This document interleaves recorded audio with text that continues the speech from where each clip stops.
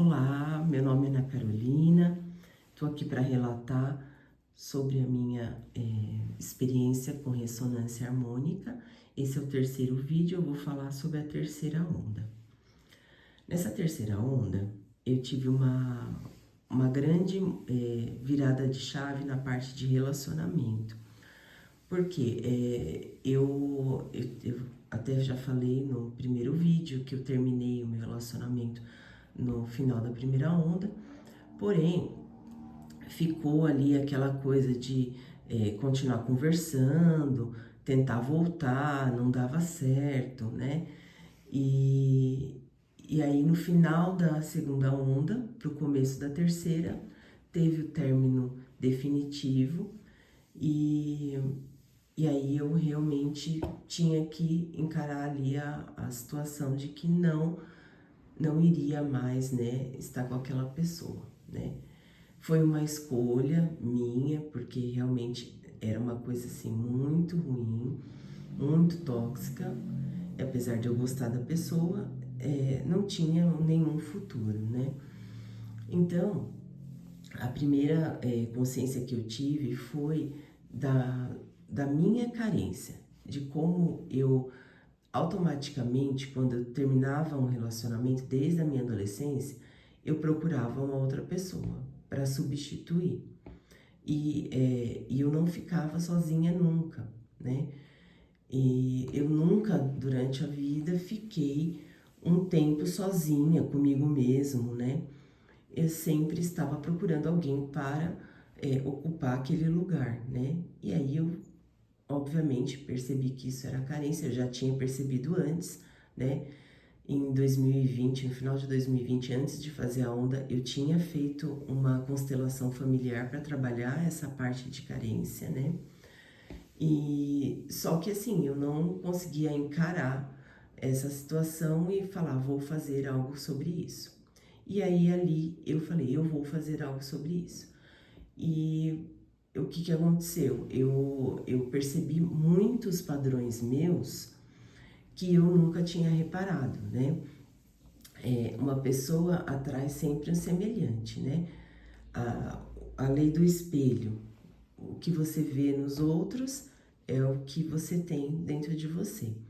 E isso daí foi uma grande descoberta para mim, porque eu sempre me vitimizava muito nos relacionamentos. Eu achava que as pessoas que estavam erradas, que era a pessoa que não estava fazendo o que eu precisava, que eu era perfeita, maravilhosa, e as pessoas é que eram ruins. Mas eu percebi muitos padrões tóxicos em mim. Essa questão de carência vinha de uma falta de auto-amor. E eu projetava nas pessoas que elas tinham que completar aquilo que eu mesmo não me dava. Então, eu sempre queria mais, e a pessoa podia fazer o que fosse, que não ia adiantar. Eu sempre estaria me sentindo vazia, né? Então, nesse momento veio ali a ideia de que eu deveria simplesmente deixar de procurar um relacionamento e eu tinha que ficar um tempo sozinha. E isso daí foi muito difícil para mim, porque eu pensava assim que era sufocante, era absurdo a dor de ficar sozinha, né? E aí eu não sabia quanto tempo eu iria demorar para eu acertar as coisas dentro de mim. Então eu não imaginava quanto tempo eu ia ficar sozinha, né? E também teve aquela questão de que muita gente fala, né? Quando a gente tá num termo de relacionamento, a gente acaba olhando alguns vídeos e tudo mais, como superar e tudo mais, né? E aí muita gente fala, olha, para você atrair uma pessoa com o perfil que você quer, você tem que ser essa pessoa. Você tem que se tornar alguém assim, porque para você atrair alguém que é legal, que é interessante, que é amoroso, que é carinhoso, tudo mais, você tem que ser isso. E eu não era nada disso. Eu não era carinhosa, eu tinha aquela questão de que eu não demonstrava as coisas porque eu queria estar sempre por cima, né? Queria que a pessoa me amasse mais do que eu amava, e também tinha a questão de, às vezes, eu querer ser superior à pessoa para que a pessoa achasse que eu era a única que iria gostar, que eu estava muito acima do que a pessoa merecia. Então, assim, meio que você joga a pessoa para baixo para você se valorizar, né? Então, eu estudei bastante sobre narcisismo nessa época, né? E percebi que eu tinha, sim, alguns traços. Eu acho que a maioria das pessoas tem, mas não sabe, né? E aí eu falei, não, desse jeito que eu tô, se eu for entrar em qualquer tipo de relação, eu vou atrair uma pessoa exatamente igual às que eu já atraí antes e igual a mim, né? Então, não adianta, eu vou ter que resolver as minhas questões, eu vou ter que começar a me amar, a fazer as coisas por mim, a ter esse perfil que eu gostaria de encontrar em outra pessoa, né? E daí nisso, eu também acabei ouvindo, né, de alguém, olha, você tem que focar em outra coisa. Você tem que focar em outra área da sua vida e direcionar toda a sua energia para aquilo. Então, o que eu fiz? Eu falei, vou focar na parte financeira, né? Porque a parte financeira ainda não estava legal, eu já estava há 4 anos trabalhando no mesmo local, ganhando o mesmo salário, e não tinha, assim, nenhuma perspectiva de sair daquela função. Aí eu comecei a mandar currículo, né? Comecei a procurar emprego. Eu sou enfermeira e eu trabalhava num hospital. Era um hospital grande, tá? Porém, era um hospital, assim, de atendimento de convênios básicos. Então, era um hospital que não pagava muito bem e também não tinha muitas exigências. Então, assim, se você fosse um pouco acima da média, você era ótimo funcionário. Então, ali eu era muito reconhecida pelo meu trabalho, eu era muito destacada, né? E aí eu peguei e falei assim, não, eu vou procurar emprego num hospital de ponta, né, que paga muito melhor, e aí também, né, eu vou ter isso no meu currículo, vai ser melhor para mim. Mas eu tinha um complexo ali de inferioridade e eu não me achava capaz de trabalhar num hospital desses grandes. Apesar de muita gente que eu conhecia ir para esses hospitais, e eram pessoas que trabalhavam como eu, ou às vezes até eu trabalhava melhor que essas pessoas, mas eu tinha esse bloqueio. Porém, eu falei, eu vou procurar e vou conseguir, né? Eu fiz currículos, entreguei para amigos que trabalhavam em outros locais, tudo mais, e consegui um emprego, né? Pedi a conta do meu antigo emprego, porém fiquei cumprindo o aviso prévio e comecei a trabalhar no outro, né? Na parte de enfermagem, isso daí é normal acontecer, as pessoas ficam com 2 empregos durante um tempo, né? E aí eu falei, eu vou ficar um mês nos 2, né? E vou ver como que é, e aí depois eu saio do meu antigo emprego e vou pro novo. Só que, vamos lá, quando eu fiz isso, eu fui já com o pensamento de que no outro emprego tudo era mais difícil, que eu ia ter que me esforçar muito para passar na experiência e tudo mais. E quando eles trouxeram o contrato estava escrito temporário.